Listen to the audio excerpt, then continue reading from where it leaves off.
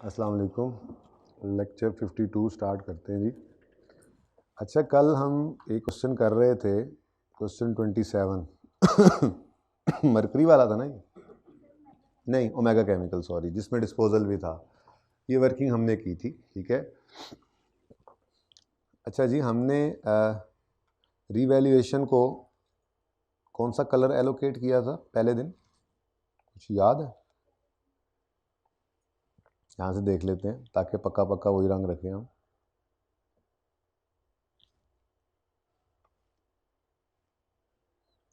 हमने कौन सा क्वेश्चन किया था? शहजाद वाला किया था पहले। ये रीवैल्यूएशन को ग्रीन कलर और डेप्शन को येलो कलर, ठीक है। उससे हट के कोई चीज़ आ जाएगी उसको फिर कोई और कलर दे देंगे, ठीक है। तो डेप्रीसिएशन वाली लाइन हमारी वर्किंग में पेज नंबर इस क्वेश्चन का ये जी। तो डेप्रीसिएशन के लिए येलो और रीवैल्यूएशन के लिए ग्रीन, ये रीवैल्यूएशन हुई है। और बस उसके बाद डेप्रीसिएशन 2 दफ़ा नज़र आ रही है क्योंकि एसेट बिका था और उसके बाद नई चीज़ क्या आई थी? डिस्पोजल भी बीच में आया था। तो ये 4 जगह हैं जिस पर एंट्रीज़ होनी हैं, ठीक है जी। अब 1 बाय 1 एंट्रीज़ को करना शुरू करते हैं, जो आपने की थी ज़रा क्विकली रिवाइज हो जाएगा, ठीक है। सबसे पहले यकम जनवरी 14 पे एसेट रीवैल्यू हुआ था। रीवैल्यूएशन के दिन पहले एलिमिनेशन की एंट्री होती है, एक्यूमुलेशन डेबिट एसेट क्रेडिट, और वो 26.32 से आपने एंट्री पास कर ली ये फिगर के साथ। तो पहली एंट्री हुई थी हमारी एक्यूमुलेशन डेबिट एसेट क्रेडिट 26.32। इस वर्किंग में नज़र नहीं आती, चलो फिगर सामने थी, मैंने इस पर नंबर लगा दिया। उसके बाद दूसरी एंट्री होती है रीवैल्यूएशन की। पहले मैंने कहा था FR1 वाली वर्किंग करें और उसके बाद जस्ट क्या करना है, सरप्लस वाले कॉलम को 2 हिस्सों में तोड़ लेना है, ठीक है। जब ये काम कर लेना है तो एंट्रीज करते हुए इसको छुपा देना है, ठीक है। अब हमारी एंट्री क्या बनेगी? नंबर 2 एंट्री थी एसिड डेबिट, DTL क्रेडिट और रीवैल्यूएशन सरप्लस इन OCI क्रेडिट, ठीक है। उसके बाद डिस्पोजल से पहले उसकी डेप्रिसिएशन की हमने। एंट्री नंबर 3 हमारी ये थी, depreciation expense debit accumulation credit 0.76 से। टिक करते रहें आप, थोड़ा जल्दी से रिवीजन हो जाए। इस 0.03 की एंट्री होती है DTL डेबिट DTE क्रेडिट, लेकिन हमने इसकी एंट्री नहीं करते क्योंकि हम DTL का लेजर बनाते हैं, तो ये डेफर्ड टैक्स एक्सपेंस वहाँ से ऑटोमेटिकली निकल आता है। चौथी एंट्री ये हुई थी revaluation surplus debit retained earnings credit 0.07 से। उसके बाद डिस्पोजल आया था और डिस्पोजल की हमने लंबी सी एंट्री की थी एसेट क्रेडिट रीवैल्यूड अमाउंट से, और रीवैल्यूड अमाउंट क्या थी? हमने कुछ इस तरह से ना कर लिया था, आपको अगर याद हो तो हमने कुछ ऐसे मामला किया था कि 149 के अंदर कितना पड़ा हुआ है डिस्पोजल का? 149 में कितना पड़ा था? 31.92, और बुक वैल्यू में जाने वाले एसेट की बुक वैल्यू कितनी पड़ी थी? 27.72, और हमारे पास जो सरप्लस आया था इन दोनों के डिफरेंस से वो कितना आया था? 4.2। तो ये डाटा हम यूज़ करके आगे चले थे, ठीक है। तो हमने एंट्री की थी डिस्पोजल की एसेट अकाउंट क्रेडिट 31.92 से, एक्यूमुलेटेड एक्शन डेबिट 0.76 से, कैश डेबिट कितने से आया था? कैश 30 से, और गेन लॉस हमारा निकल आया था, ठीक है। उसके बाद अगेन 1.23 की एंट्री बनती तो है DTL डेबिट DTE क्रेडिट, लेकिन हम ये एंट्री नहीं करते। और 6th एंट्री हमने की थी revaluation surplus debit retained earnings credit 2.67 से 87 से, सॉरी। उसके बाद रिमेनिंग की डेप्रिसिएशन की एंट्री की, depreciation expense debit accumulated action credit 5.62 से। DTL डेबिट DTE क्रेडिट इसकी एंट्री बनती है लेकिन हमने की नहीं क्योंकि ऑटोमेटिकली हो जाती है। और नंबर 8 एंट्री थी revaluation surplus debit retained earnings credit. इसके बाद हमने वर्किंग्स तो की थी, लेकिन मेरी ये चाहत है कि यहाँ पर रुक कर ज़रा हम एक बार इसकी statement of comprehensive income, statement of changes in equity, ये दोनों बना लेते हैं, ठीक है। अब स्टेटमेंट ऑफ, ये ज़रूरी बहुत है, कॉन्सेप्ट तभी मुकम्मल होता है ना। स्टेटमेंट ऑफ कम्प्रीहेंसिव इनकम में आपको पता है P&L होता है और अदर कम्प्रीहेंसिव इनकम होती है, ठीक है जी। और उसके बाद statement of changes in equity के अंदर एक वैसे लिख लिया करते हैं शेयर कैपिटल हम, इसलिए ताकि हमें पता हो कि ये statement of changes in equity बन रही है ना ज़रा, वरना तो हमें तो सिर्फ ज़रूरत है रिटेन्ड अर्निंग्स को शो करने की, और अगर मैं एक्स टैक्स बना रहा हूँ तो, ठीक है ना, रीवैल्यूएशन सरप्लस। अब सबसे पहली चीज़ तरतीब से देखते जाते हैं। पहली entry accumulation debit acid credit, ये एसओसीआई का आइटम नहीं है। फिर इसकी एंट्री क्या की थी, acid debit, DTL credit, surplus इन ओसीआई क्रेडिट। तो 8.23 हमारे पास आ गया रीवैल्यूएशन सरप्लस के नाम से, ठीक है जी। और कितना आ रहा है, 8.23, ठीक हो गया जी। उसके बाद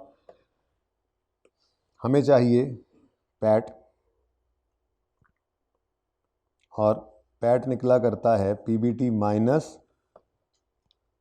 टैक्स एक्सपेंस, ठीक है। तो ये इंशाल्लाह मैं यहाँ पे आपको आज निकालना सिखा देता हूँ, क्योंकि ये कल बच्चों का ना क्वेश्चन आ रहा था इसमें से। तो हम इसमें से टैक्स एक्सपेंस लेस करते होते हैं। टैक्स एक्सपेंस होता है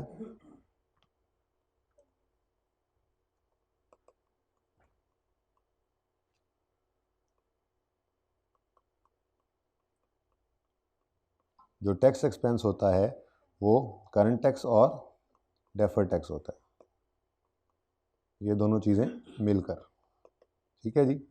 तो ये हम देख लेते हैं।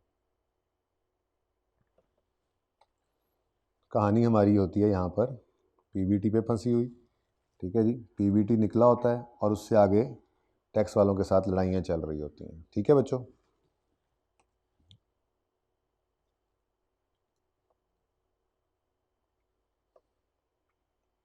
चले अब शुरू करते हैं काम को, ताकि ये कॉन्सेप्ट ज़रा पक्का हो जाए। आपका दोस्त मेरा दोस्त अगर होगा तो लाखों में एक डिब्बा सही बन जाएगा। अच्छा सही बन गया। अच्छा जी, अब तरतीब से शुरू करते हैं काम, थोड़ा सा इसको और ऊपर ले जाते हैं। दो चार चीज़ें यहाँ पे लिखनी भी तो पड़ सकती हैं जी। P&L के अंदर तरतीब से अब चल रहे थे जी। सबसे पहले हमने क्या देखा था जी, सबसे पहले ये 8.23 आया, ये OCI में चला गया, ठीक है जी। उसके बाद नेक्स्ट डेप्रीसिएशन डेबिट, ये भी हो रही है, और डेप्शन डेबिट ये भी हो रही है। तो प्रॉफिट एंड लॉस के अंदर डेप्रीसिएशन ये दोनों ने जाना था, ठीक है। तो डेप्रीसिएशन एक्सपेंस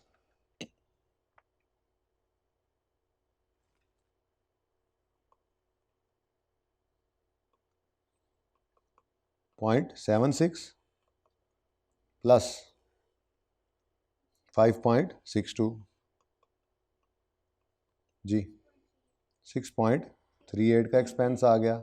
उसके बाद हमने एसेट को बेचा था, डिस्पोजल पे गेन आया था, लॉस आया था, लॉस आया था, देख लेते हैं यहाँ पे पड़ा होगा, एंट्री यहाँ सामने ही पड़ी है। लॉस आया 1.16 का P&L डेबिट हो रहा था, लॉस आया था, तो लॉस ऑन डिस्पोजल आ गया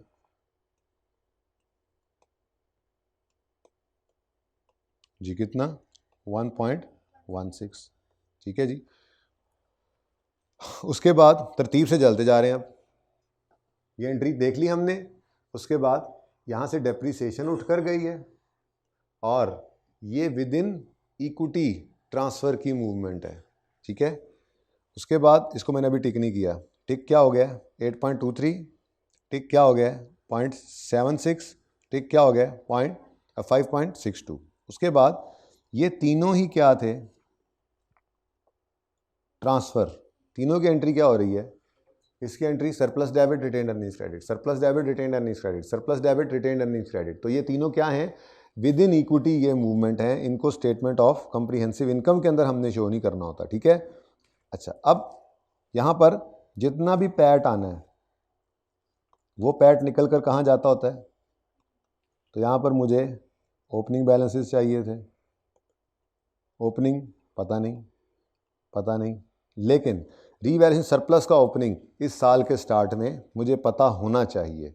तो मैं यहाँ पर आया, यकम जनवरी 14 पर खड़े होकर बुक वैल्यू एसेट की इतनी है और बुक वैल्यू सरप्लस की कितनी है? नथिंग, सरप्लस तो आई नहीं, इसका मतलब ये तो ज़ीरो हो गया। ठीक है, फिर टोटल कंप्रीहेंसिव इनकम हम लिखा करते हैं। टोटल कंप्रीहेंसिव इनकम ना दरअसल ये पैट और OCI का टोटल होता है। ठीक है, लेकिन इसको हम यहाँ पर लिखते नहीं, ऐसे कंफ्यूज होता है बंदा, क्योंकि इस टोटल ने यहाँ नहीं जाना, बल्कि अलग अलग हिस्से यहाँ पर आते हैं और इनका टोटल कंप्रीहेंसिव इनकम होता है। अगर आगे टोटल का कॉलम डालें तो उसमें ये टोटल नज़र आएगा, तो ये लिखा ही नहीं करते इसीलिए, ताकि कन्फ्यूजन ना हो। तो ये हमारी फिगर्स ऐसे पोस्ट हो जाती हैं। जैसे रिटेन अर्निंग्स में क्या आ जाएगा? पैट, जो कि पता नहीं है हमें। ठीक है, और सरप्लस के अंदर 8.23 आ चुका है। अब जब यहाँ पे पहुँच जाता है तो फिर ट्रांसफ़र की एंट्री होती है। तो ट्रांसफ़र की एंट्री क्या हो रही है जी? रीवैल्यूएशन सरप्लस से डेबिट करके रिटेन अर्निंग्स को क्रेडिट कर रहे हैं, लेकिन एक फिगर नहीं है। 0.07 भी यही है, इधर ही आना है।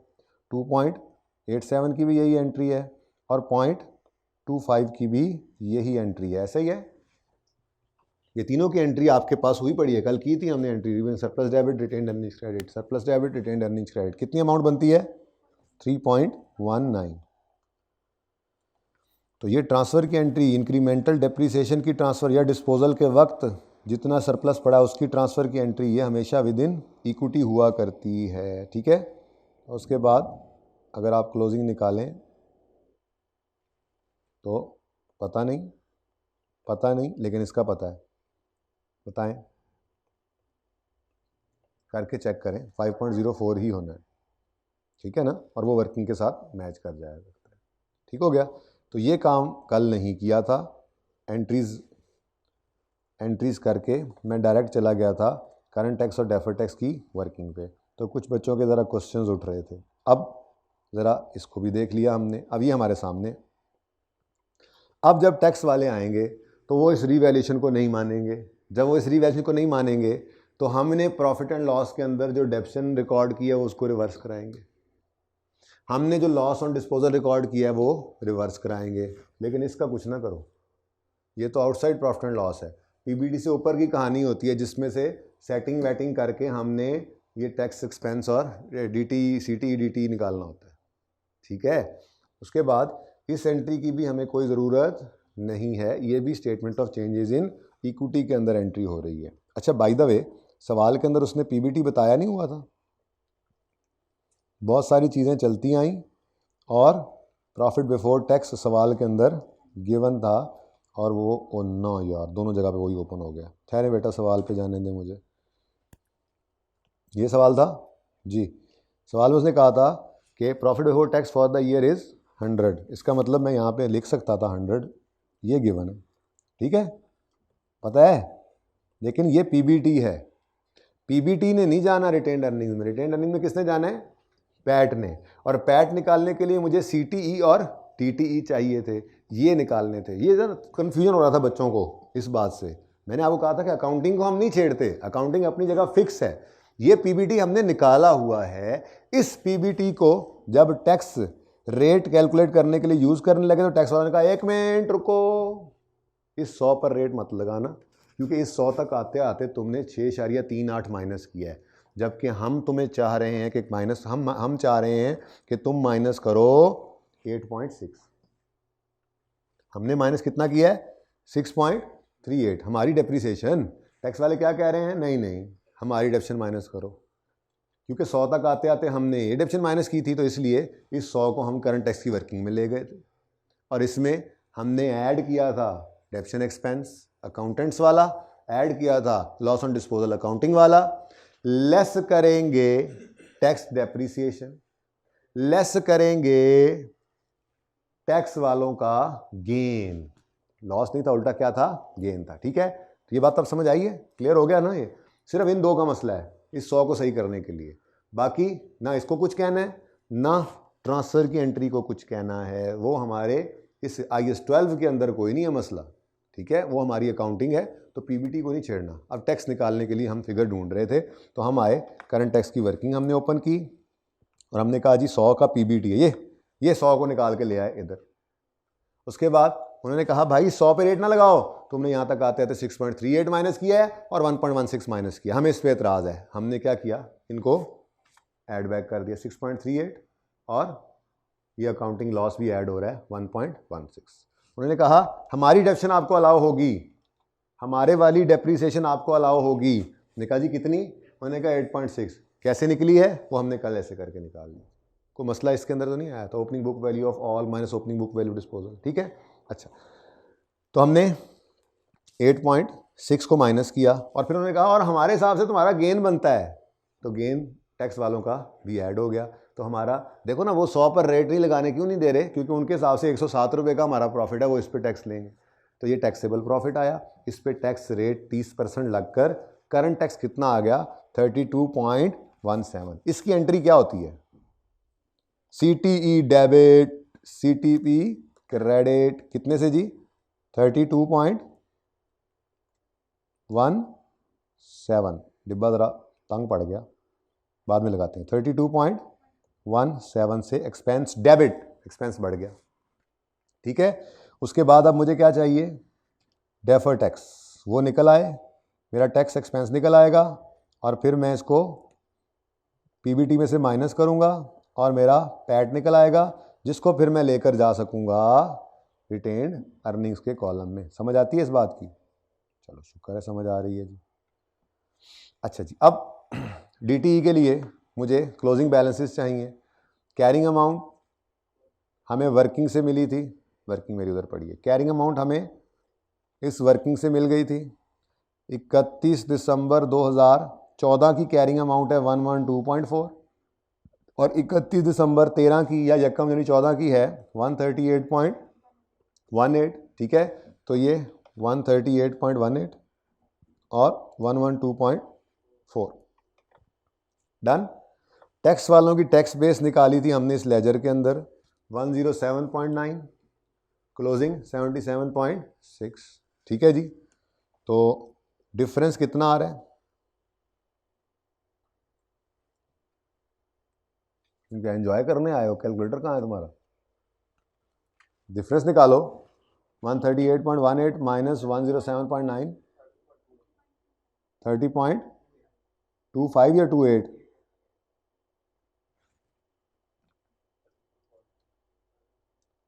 है। ये कैलकुलेटर है, मोबाइल पे कर रहा है कैलकुलेशन, पकड़ो जी। अब इस पे लगाएं टैक्स रेट 30%, 9.08।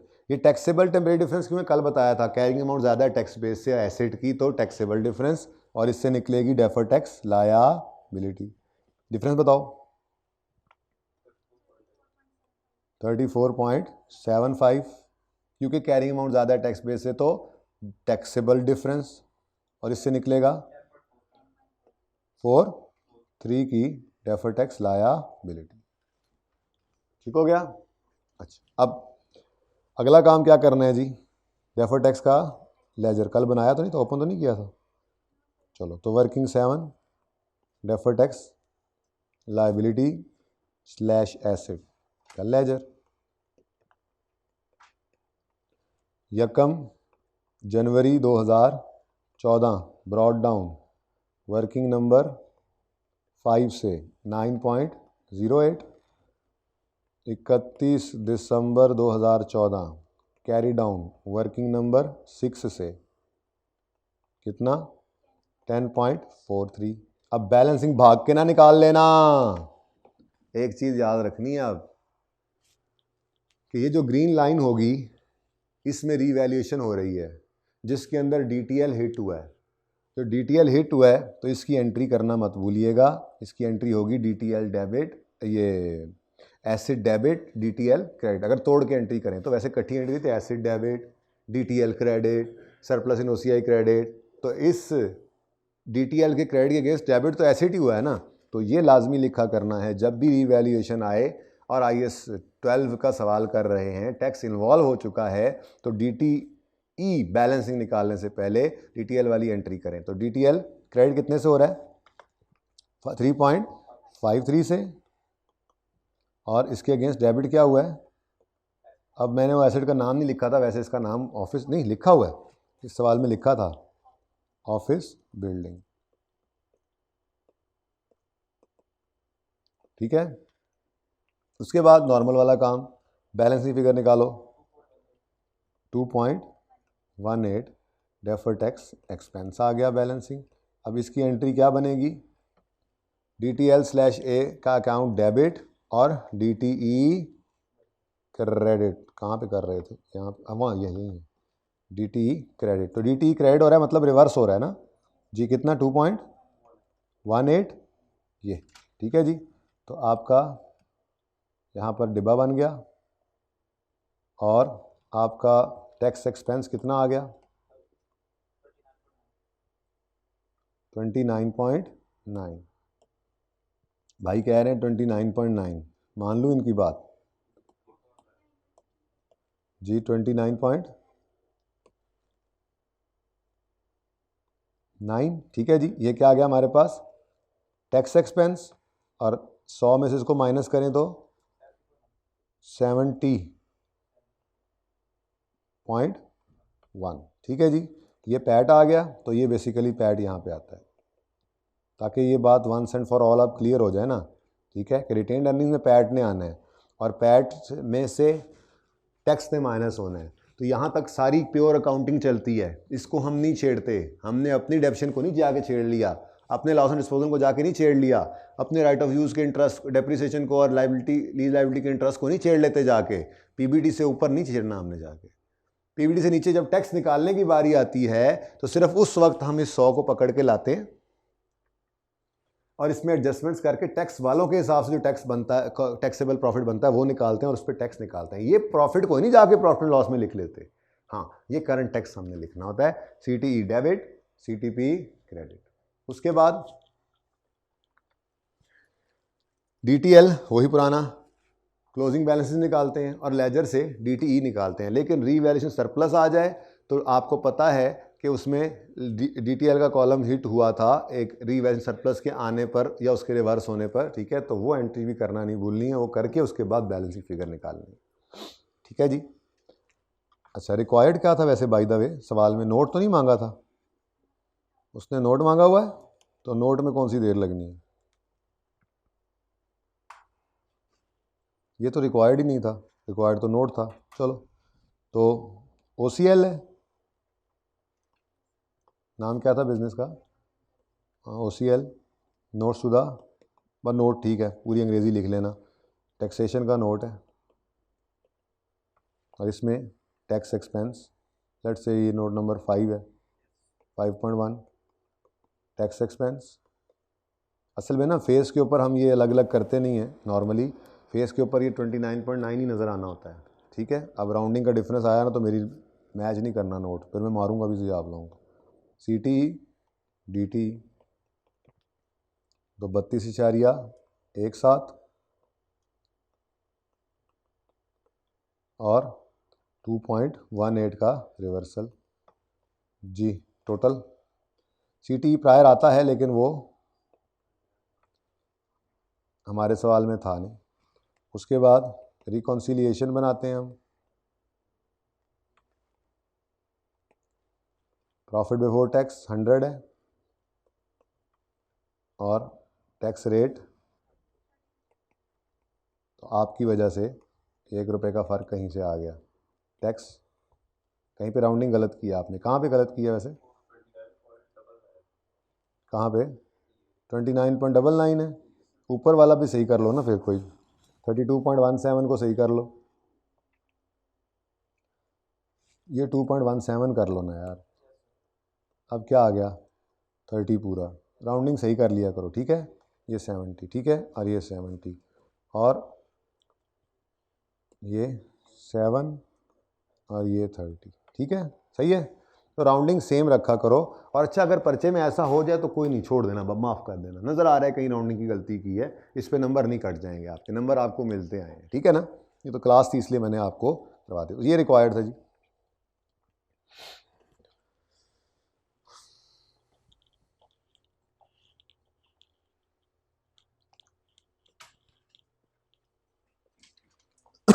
अच्छा जी, अब एक और सवाल इस जैसा कर लेते हैं।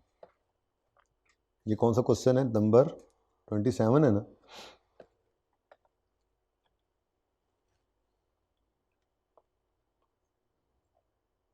एक और सवाल FAR1 से नज़र आ रहा होगा आपको, FAR1 के आपके जो रडार में ये सवाल भी आ रहा होगा, चेक करें ज़रा।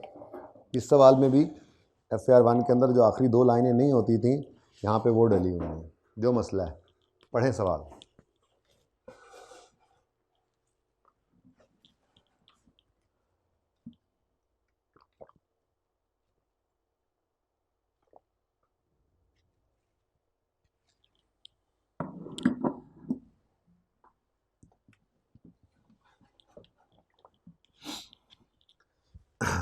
जी,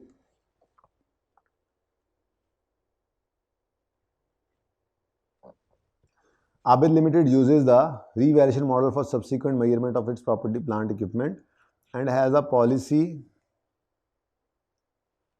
of revaluing its assets on an annual basis using net replacement value method. The following information pertains to AL's buildings. 4 buildings were acquired in same vicinity on Yakam January 12 at a cost of 300. The useful life of buildings was 20 साल, तो 300 जी, यकम जुलाई 12, 300, 20 साल। ये deficit on straight line basis, result of revaluation carried out by फलां फलां on यकम जनवरी 13, यकम जनवरी 14, यकम जनवरी 15, हर साल के स्टार्ट में रिवैल्यूएशन। और 30 जून 15 में कोई एक बिल्डिंग बिक भी रही है, लेकिन हमें पहले इसको ज़रा 30 जून 15 तक सबको लेके तो आना पड़ेगा ना, ठीक है। और वर्किंग में कोई जंप भी आज नहीं लग सकता, क्योंकि हर साल में रिवैल्यूएशन हो रही है, तो हर साल में हमें तफसील से वर्किंग करके लानी ही पड़ेगी। वो अलग बात है, बताने का मकसद क्या है, रिक्वायरमेंट तो सिर्फ 15 के साल की एंट्रीज़ हैं। हम इस पे नोट भी आज बना लेंगे, ठीक है, ताकि रिवैल्यूएशन मॉडल वाला नोट रिवाइज हो जाए, डिस्पोजल समेत हो जाए, और अगर IS 38 के अंदर वो रिवैल्यूएशन डालकर नोट मांगेगा तो वो उसी तरह से नोट बनना है, तो प्रैक्टिस भी हो जाएगी। खैर, तो 31 दिसंबर 15 वाले साल की एंट्रीज़ हैं, लेकिन हमें वर्किंग मुकम्मल करके लानी पड़ेगी 31 दिसंबर 15 वाले साल की एंट्रीज़ के लिए सिर्फ, ठीक है। अच्छा, रिवीजन भी हो जाएगी, तो शुरू करते हैं काम।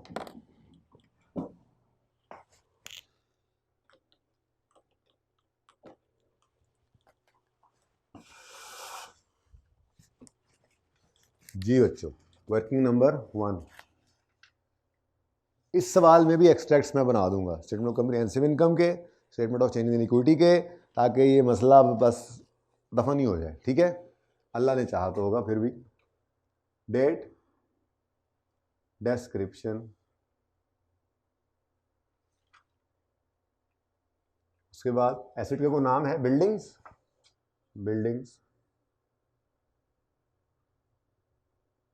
Revaluation, surplus, profit and loss, और 2 कॉलम्स की जगह खाली छोड़ दी, लेकिन मैंने नाम भी नहीं लिखा, क्योंकि मैंने आपको कल ही ये बात बताई है कि सिंपल रखना है अगर चीज़ों को। देखिए, पहला दिन तो होता है ना, चीज़ सिखाई जा रही होती है, तो मैं हर स्टेप के ऊपर बार बार आपको जो है वो सरप्लस वाले कॉलम को तोड़कर और साथ साथ एंट्रीज करवा रहा था, लेकिन पर्चे के लिए तो ये बहुत टाइम कंज्यूमिंग काम होगा। पर्चे में तेज़ी से कैसे कर सकते हैं हम इस काम को, हम सबसे पहले FAR1 वाला पुराना सवाल कर लेंगे, टेक्स्ट को इग्नोर करके, लेकिन 2 कॉलम्स की जगह छोड़ना ना भूल जाना, वो इग्नोर नहीं कर देनी, ठीक है। तो अपना सवाल करते हैं, शुरू करते हैं जी। किस दिन खरीदा एसेट हमने, यकम जनवरी 2012 को। कितनी कॉस्ट है जी इसकी, 300। उसके बाद 31 दिसंबर 12 आया, डेप्रीसिएशन के लिए 300 डिवाइडेड बाय 20 किया, लाइफ 20 साल थी जी, 15 मैं भी कहूँ 50 कैसे हो गया, 15। Book value 285। उसके बाद 31 दिसंबर नहीं, हाँ सही कह रहे हैं, 31 दिसंबर 12 पर नहीं, 1 जनवरी 13 पर अगले साल के पहले दिन एसेट रीवैल्यू हो रहा है। तो एक लाइन खाली छोड़कर रीवैल्यूड अमाउंट लिख लेंगे। और 1 जनवरी 13 पर रीवैल्यूड अमाउंट कितनी आ रही है जी, 323। तो 323 जी सरप्लस 38 का आ गया।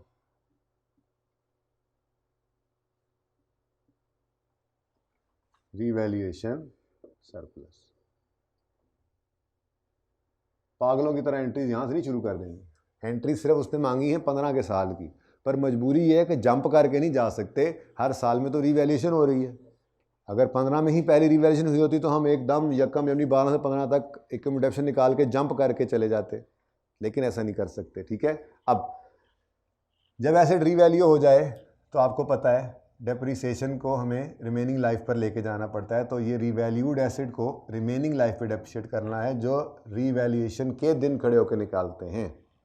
तो 1 जनवरी 12 से 1 जनवरी 13 तक 1 साल गुजर गया, ओरिजिनल लाइफ 20 थी, एक गई तो बाकी 19। और हशर के साथ नशर जी,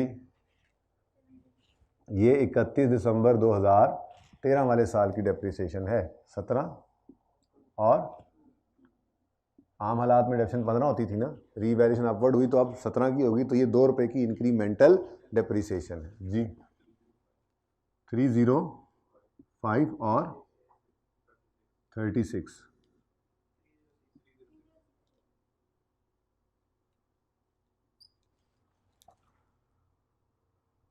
उसके बाद जी फिर रीवैल्यू हो रहा है 1 जनवरी 14 पर, तो एक लाइन खाली छोड़कर रीवैल्यूड अमाउंट लिख लेते हैं। अब रीवैल्यूड अमाउंट कितनी है जी, 252। तो 252 और 54 का लॉस आ गया। इसने पहले जाके सरप्लस को खा लिया और बाकी 18 का प्रॉफिट एंड लॉस में चला गया। ठीक है जी, तो रीवैल्यूएशन लॉस आ गया। अगेन यहाँ पर कोई एंट्रीज रिक्वायर्ड नहीं है, हम तो बस मंजिल मकसूद पे पहुँचना चाह रहे हैं। ठीक है, उसके बाद जब एक बार दोबारा एसेट रीवैल्यू हो गया है तो डेप्रिसिएशन को अब इस दिन रिमेनिंग लाइफ निकाल कर उस पर करना है 252 डिवाइडेड बाय 1 जनवरी 12 से 1 जनवरी 14 तक 2 साल गुजर गए, ओरिजिनल लाइफ थी 20 साल, 2 गए तो बाकी 18 रह गए, डिवाइडेड बाय 18 और डिवाइडेड बाय 18 जी, 14 और +1 बोलें जी, 238 बुक वैल्यू आ गई। और ये किस दिन की है, 31 दिसंबर 14।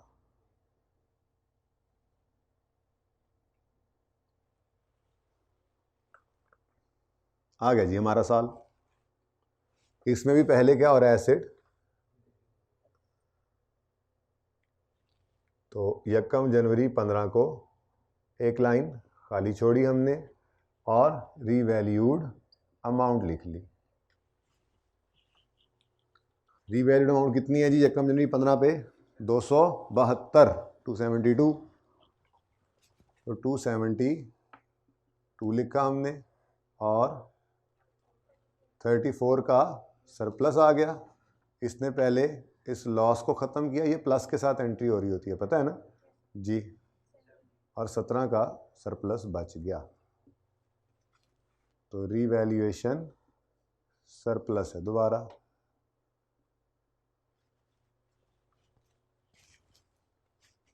अब इस साल में वो कहता है 30 जून पर क्या हुआ है, 1 of the buildings was sold for 80 million. ठीक है, तो एक बिल्डिंग बिकने जा रही है, तो हमें क्या क्या चाहिए, 30 जून 15 तक डेप्रीसिएशन ऑफ डिस्पोजल वाली बिल्डिंग जो एक है, और उसके बाद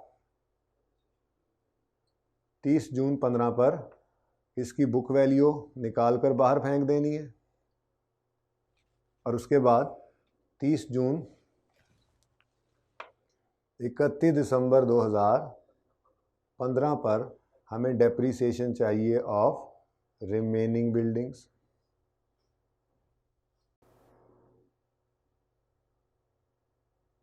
ठीक है जी, इसकी इन डिस्पोज होने वाली बिल्डिंग की डेप्रीसिएशन 6 महीने की, इधर पूरे साल की। अब कल जो मामला था वो कुछ ऐसे था कि उसने हमें यूं बताया था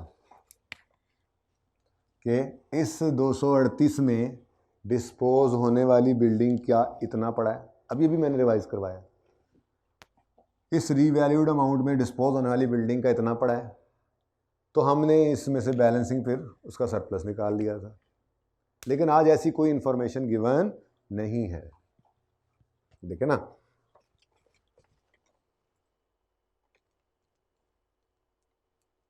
ये सवाल में गिवन था कि revalued amount, the book value and revalued amount of dispose building was इतनी एंड इतनी रिस्पेक्टिवली। ये सवाल में गिवन था, सवाल में उसने हमें ये बताया था।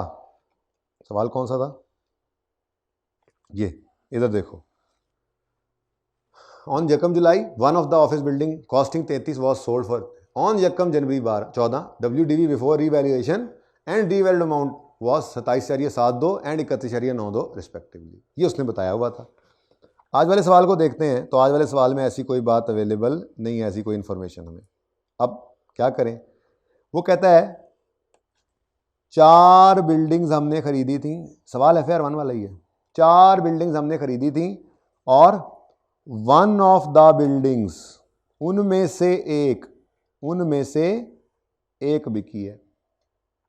अब 4 बिल्डिंग्स, अलग अलग कॉस्ट, अलग अलग रीवैल्यूड अमाउंट वगैरह नहीं गिवन, लेकिन इतनी सी बात निशानी दे रही थी कि शायद ये एक जैसी ही होंगी, एक जैसी बिल्डिंग्स हैं। तो अज्यूम यही करेंगे कि अगर 4 बिल्डिंग्स 300 की खरीदी गई हैं तो फिर एक बिल्डिंग की कॉस्ट क्या होगी? 300/4।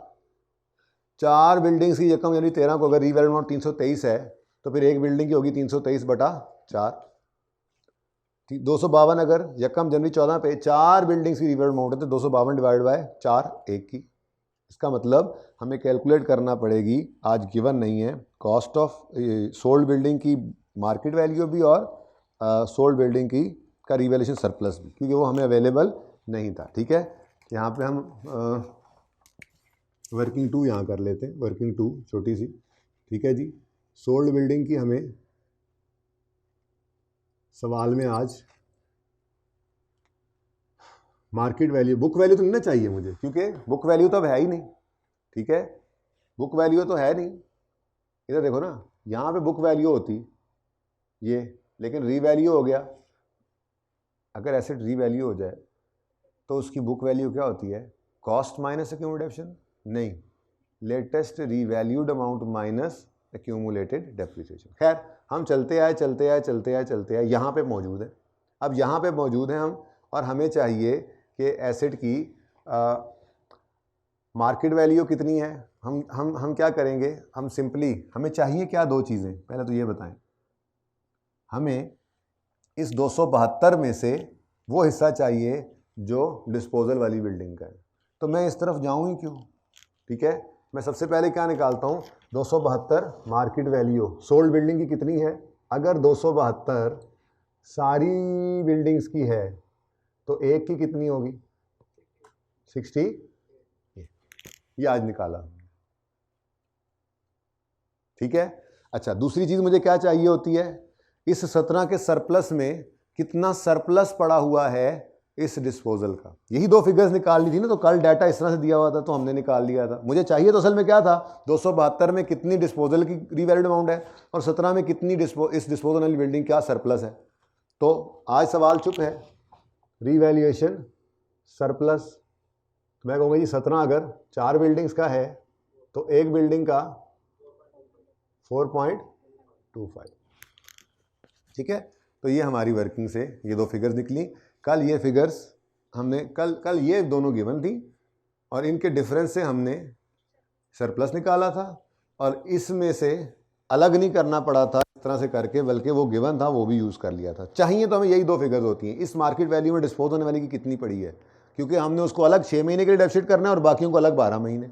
फिर इस सरप्लस में कितना डिस्पोज होने वाली बिल्डिंग का सरप्लस है, क्योंकि इसको हमने अलग से लेकर चलना है और बाकियों को 12 महीने के लिए ट्रांसफ़र करना होता है। ठीक है, इसको पहले 6 महीने ट्रांसफ़र करते हैं और फिर डिस्पोजल कर देते हैं इसका। ठीक है, तो डेप्रीसिएशन ऑफ डिस्पोज होने वाली बिल्डिंग अब 272 नहीं 68, लेकिन रिमेनिंग लाइफ तो हमने यहाँ खड़े होकर निकालनी होती है ना, वो तो वही चलेगी ना। तो 1 जनवरी 12 से 1 जनवरी 15 तक 3 साल गुजर गए, 20 में से 3 गए तो बाकी 17, तो 68 डिवाइडेड बाय 17 किया, लेकिन पूरा साल नहीं, 6/12 कितना आता है एग्जैक्ट 2। ये 2 आ गई डेप्रीसिएशन ऑफ डिस्पोजल। लेकिन साथ ही इस सरप्लस में इस मरहूम एसिड का सरप्लस भी तो पड़ा है, तो उसने भी इसके साथ ट्रांसफ़र होना है। तो दूसरा काम वो भी हमने निकाल लिया 4.25। इसको डिवाइड करेंगे 17 से इंटू 6/12।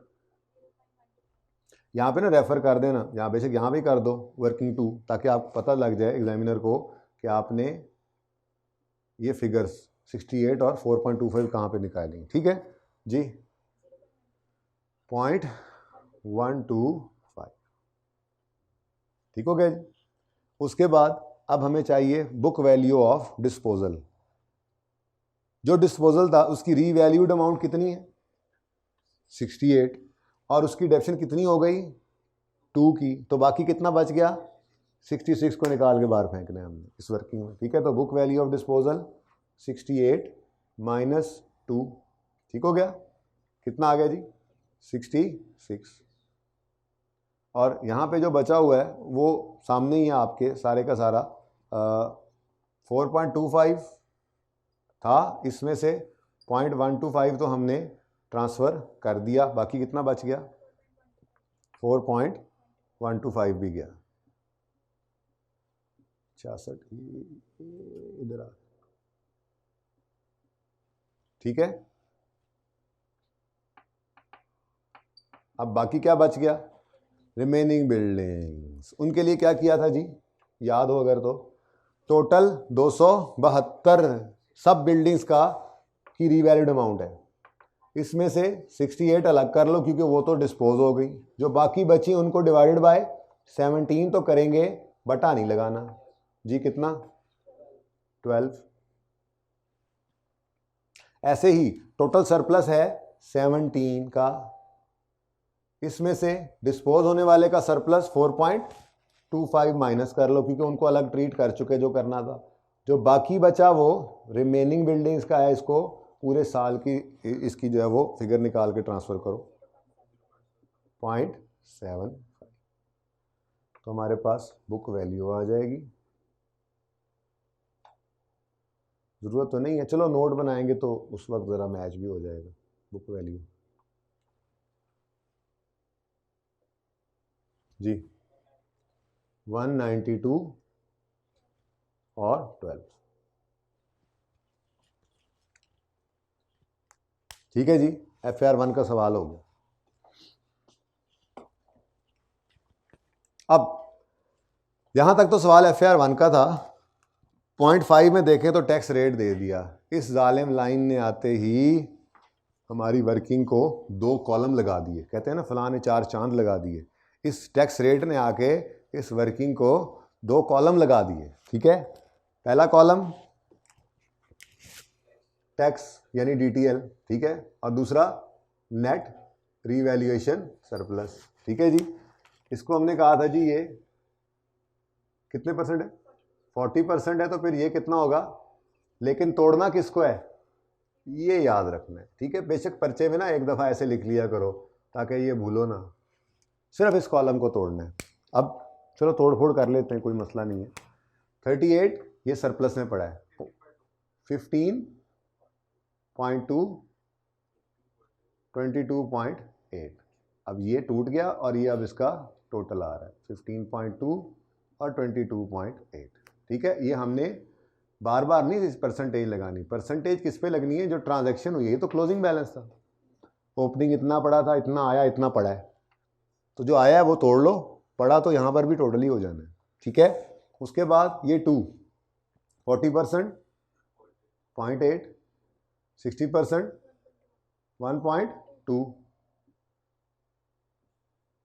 जी, 14.4, 21.6, फिर 18 ये वाला तोड़ेंगे। यस सर, नहीं, ये PNL में पड़ा है, इसीलिए कहा एक दफ़ा ये कर लेना, ठीक है। तो 36 को तोड़ो, 40% हो गया सारा। अच्छा, और इसका 36 का 60%, वो वाह, यानी उधर भी जीरो इधर भी जीरो, जाहिर सी बात है टूटा जो है वही।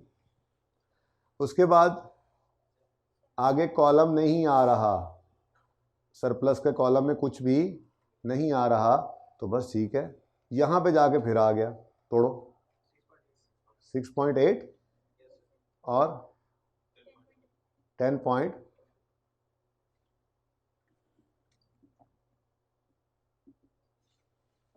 अब यहाँ से ना हमारा साल शुरू हो रहा है जिसकी एंट्रीज हमने करनी, ठीक है जी। 0.125 को तोड़ो,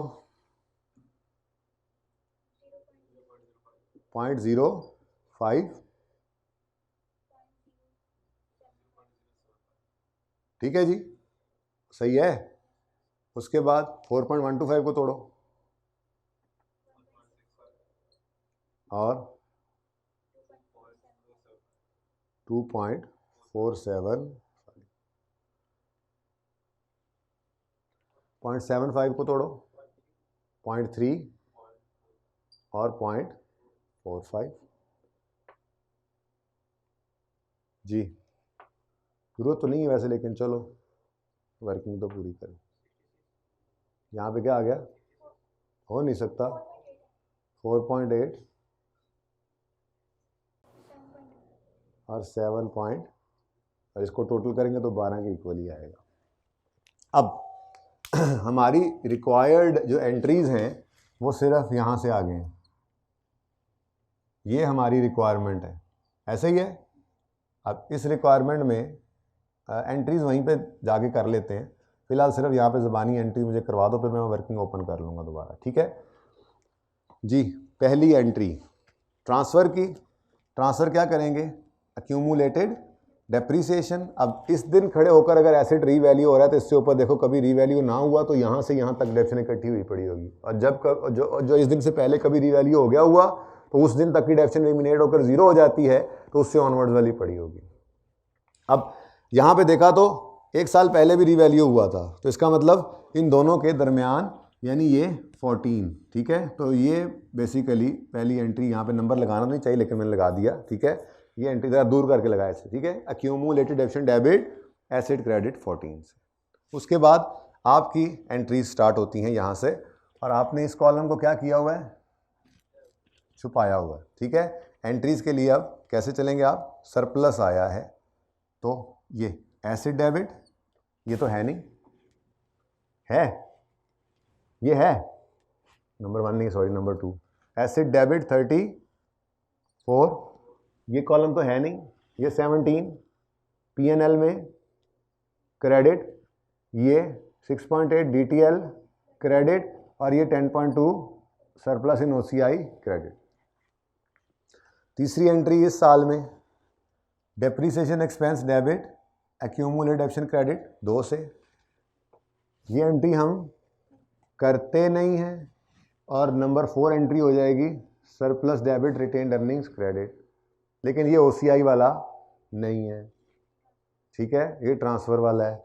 उसके बाद नंबर 5 डिस्पोजल हो रहा है, इसकी वही लंबी वाली एंट्री, एसेट में से क्रेडिट करेंगे 68 को, एक्यूमुलेटेड डेप्शन में से डेबिट करेंगे 2 को, कैश को लिखेंगे और गेन लॉस आ जाएगा, ठीक है। उसके बाद ये तो है नहीं, ये एंट्री हम करते नहीं, और ये एंट्री है नंबर कौन सा आ गया, 6, revaluation surplus debit retained earnings credit. उसके बाद number 7 entry depreciation debit accumulated depreciation credit 12 से, ये कॉलम तो है नहीं, ये एंट्री करते नहीं, इसकी एंट्री नंबर 8 बनेगी revaluation surplus debit retained earnings credit. ऐसे ही किया था, ठीक है। तो ये एंट्रीज यहाँ पे कर लेते हैं। क्वेश्चन नंबर 30 है ना,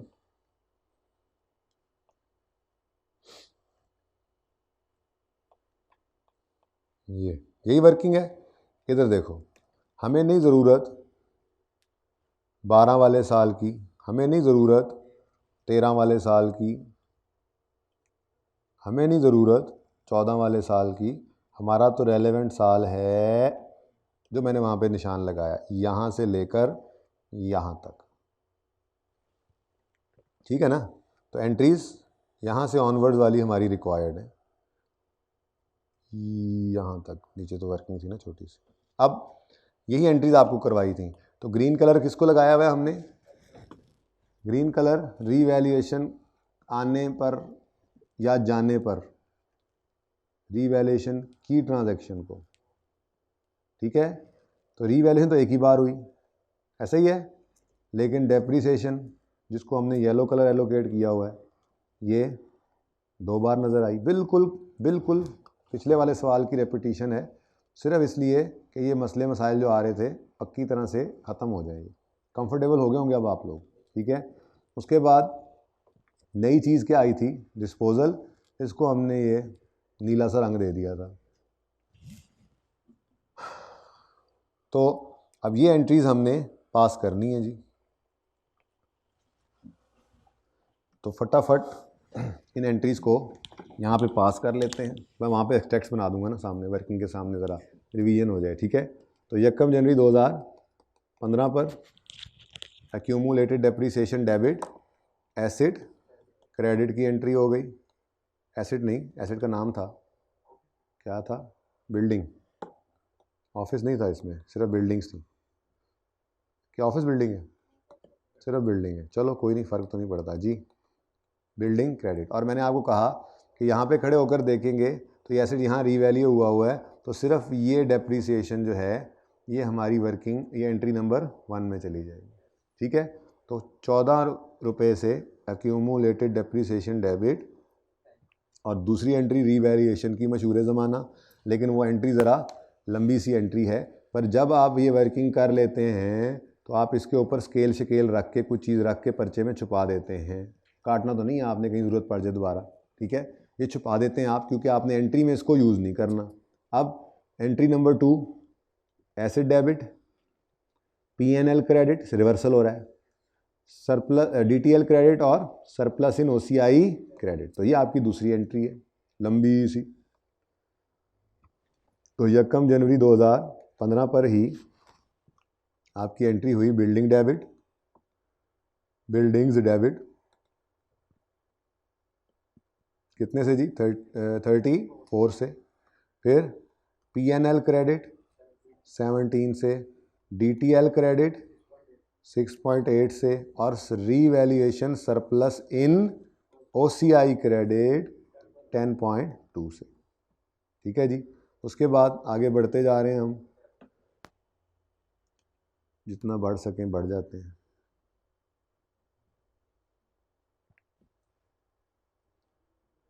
जी उसके बाद आगे बढ़ते हैं। तो ये 2 रुपये की डेप्रीसिएशन है, ये एंट्री हम करते नहीं हैं, ऑटोमेटिकली हो जाती है। और तो ये 2 एंट्रीज कर लेते हैं, जाने वाले एसेट की डेप्रीसिएशन और उसकी इंक्रीमेंटल डेप्रीसिएशन, ठीक है।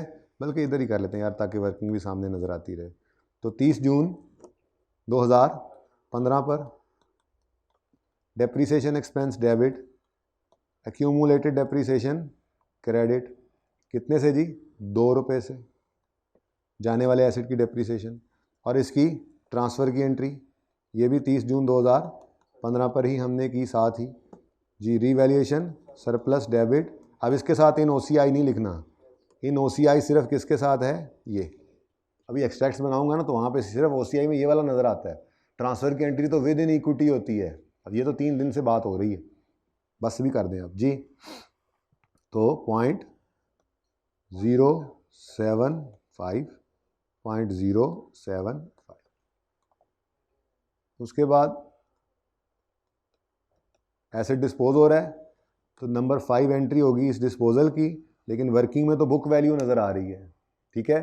तो हमने बुक वैल्यू नहीं, हमने तो एसेट अकाउंट में से अगर कॉस्ट मॉडल पे पढ़ा है, कॉस्ट पे पढ़ा है तो कॉस्ट क्रेडिट करनी होती है, और अगर रीवैल्यू हुआ है तो लेटेस्ट रीवैल्यूड अमाउंट क्रेडिट करनी होती है, ठीक है। तो पूरी एंट्री करनी पड़ती है, हमें एक्यूमुलेशन अलग से निकालनी पड़ती है। खैर ये एंट्री तो हम नहीं करेंगे, और एंट्री नंबर 6 इसकी होगी, ठीक है। तो डिस्पोजल की एंट्री करते हैं जी। 30 जून 2015 पर accumulated depreciation debit, cash debit और बिल्डिंग्स क्रेडिट। अब जाने वाले एसेट की रीवैल्यू हो जाने की वजह से लेटेस्ट रीवैल्यूड अमाउंट हमारे पास पड़ी है, कितनी? 68, ये क्रेडिट होगी। और जाने वाला एसेट यहाँ पर रीवैल्यू हुआ था ना ये, तो इस दिन तक की डेप्शन तो एलिमिनेट हो गई थी, तो उसके बाद इस जाने वाले एसेट की सिर्फ ये 2 रुपये की डेप्शन एक्यूमुलेट हुई पड़ी है। तो 68 से बिल्डिंग क्रेडिट और 2 से एक्यूमुलेटेड डेप्रीसिएशन डेबिट। और ये एसेट बिका कितने का है? सोल्ड फॉर 80 मिलियन, तो कैश आ गया 80 का, और हमारे पास गेन आ रहा है मेरे ख्याल से कितना? 14 का P&L में ये गेन चला गया, ठीक है जी। उसके बाद एंट्री नंबर 6, साथ ही उसके 30 जून 2015 पर जितना इसका सरप्लस बाकी था उठाया, और उठाकर हमने फेंक दिया रिटेन्ड अर्निंग्स में जी। कितना था? 2.475,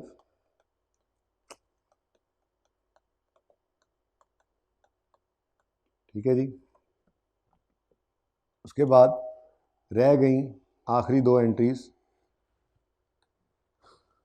इस साल की बकाया की डेप्रीसिएशन, ये ऑटोमेटिकली, और ये बकाया की ट्रांसफ़र। तो 31 दिसंबर 2015 पर depreciation expense debit, accumulated depreciation credit 12 से, और revaluation surplus debit, retained earnings credit कितने से जी? 0.45। ये रिक्वायरमेंट थी।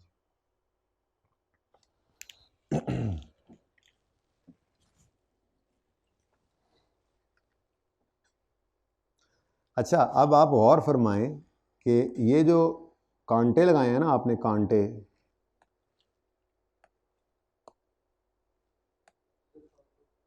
पार्ट 2 करना है 1 मिनट। ये जो कांटे लगे हुए हैं, 1, अंडा नंबर 2, अंडा नंबर 3, सीधे रखे भी नहीं, कोई ऐसे कोई ऐसे। ये तीनों अंडे जो हैं, जो एंट्री हो सकती थी हमने नहीं की, ये बेटा ये एंट्रीज में भी इग्नोर कर देना है हमने। ये करंट टैक्स की कैलकुलेशन करते हुए भी इग्नोर किया हमने, ये डेफर्ड टैक्स करते हुए भी इग्नोर किया हमने, या फिर हर जगह इग्नोर हो जाएंगे क्योंकि ये ऑटोमेटिकली निकल आते हैं। अब करंट टैक्स और डेफर्ड टैक्स के अंदर किन चीज़ों को कंसिडर करना है, तो अगली इंपॉर्टेंट बात है इसके लिए, और अजीब सा रंग ढूंढें, कौन सा होगा जी कोई अजीब सा रंग, पता नहीं ये नज़र भी आता है कि नहीं, चलो ये कर लेते हैं। इन तीनों क्रॉसेस को इग्नोर करना है, ठीक है। अच्छा, लॉस हो तो ये +1 की एंट्री तो वैसे ही हम नहीं ना करते होते, ये तो वैसे ही हमारा असूल था, ठीक है ना, उसको तो छोड़ ही दें, इसकी बात कर रहे हैं। अब डेफर्ड टैक्स IAS 12 का सवाल कर रहे हैं, करंट टैक्स और डेफर्ड टैक्स की कैलकुलेशन का मामला है, तो कौन सी 2 चीज़ें जो हैं वो याद रखने वाली हैं। नंबर 1, रीवैल्यूएशन वाली ग्रीन लाइन के ऊपर जो टैक्स का लेजर DTL जो हिट होता है, एक तो आपने इसको कंसिडर करना है DTL का लेजर बनाते हुए, डेफर्ड टैक्स की वर्किंग करते हुए, और दूसरा इसी लाइन के ऊपर अगर आपको प्रॉफिट एंड लॉस हिट होता हुआ नज़र आए, चाहे प्लस में चाहे माइनस में, इसको भी आपने कंसिडर करना है, और ये करना होता है करंट टैक्स की वर्किंग में। सही है, ये बात याद रह जाएगी। इसके अलावा तो बाकी सब नॉर्मल है। देखो ये P&L में जाता है, हमें पहले ही पता है डेप्रिसिएशन का मसला कोई नहीं है, ठीक है, डेप्शन का मसला कोई नहीं है, P&L में जाता है। Gain loss on disposal P&L में जाता है, हमें उससे कोई मसला नहीं है। लड़ाई तो सिर्फ यहाँ पे है ना नई चीज़ों में, तो ये 2 चीज़ों का आपने ख्याल रखना है। डेफर्ड टैक्स वाले कॉलम में इस रीवैल्यूएशन वाली ग्रीन लाइन पर डेफर्ड टैक्स वाले कॉलम की एंट्री डेफर्ड टैक्स के लेजर में करना मत भूलना, और अगर इसी ग्रीन लाइन पर P&L हिट हो रहा है रीवैल्यूएशन के दिन, प्लस है या माइनस है, उसको करंट टैक्स की वर्किंग में ना भूलना, बस ये याद रखने वाली बात है। अगर ये पॉजिटिव आ रहा है तो मतलब P&L क्रेडिट हुआ है, रिवर्सल हुआ है, लाइक गेन, तो हमने ये गेन सा रिकॉर्ड किया हुआ है, गेन सा है तो रिवर्सल ऑफ लॉस, लेकिन मैं गेन कह रहा हूँ, ठीक है ना। रीवैल्यूएशन पर गेन सा रिकॉर्ड किया हुआ है P&L में, टैक्स वाले कहेंगे इसे को उल्टाओ, ठीक है। और अगर यहाँ पर मिसाल के तौर पे लॉस आता और पहले कोई गेन पड़ा था, वो खाने के बाद बाकी लॉस इधर बचता, तो वो लॉस हमने रिकॉर्ड किया होता तो वो भी कहाँ जाता, करंट टैक्स की वर्किंग में। तो ये 2 स्टार लगाओ, अपनी इसी वर्किंग पे जाकर ये 2 स्टार लगाओ और लिख लो रीवैल्यूएशन के दिन DTL वाले कॉलम की फिगर को टैक्स वाले कॉलम की फिगर, यूं लिखो रीवैल्यूएशन के दिन। देखो गेन भी आ सकता है रीवैल्यूएशन पे, लॉस भी आ सकता है, इसलिए मैंने रूल क्या लिखवाया आपको, रीवैल्यूएशन के दिन, रीवैल्यूएशन के दिन टैक्स वाले लिखो रीवैल्यूएशन लिख रहे हो, रीवैल्यूएशन के दिन। अब एक स्टूडेंट है तो वो तो लिखे तो पता लगेगा ना कि बाकी घर पे बैठे हुए भी लिख रहे हैं या नहीं। रीवैल्यूएशन के दिन टैक्स वाले कॉलम की फिगर को DTL/A के लेजर में लाजमी लिखना है, मत भूलना, ठीक है। रीवैल्यूएशन के दिन टैक्स वाले कॉलम की फिगर को DTL/A वाले लेजर में लिखना मत भूलना। और यहां तक जो मैंने लिखवाया दोबारा सुनो, इधर देख के सुनो जरा।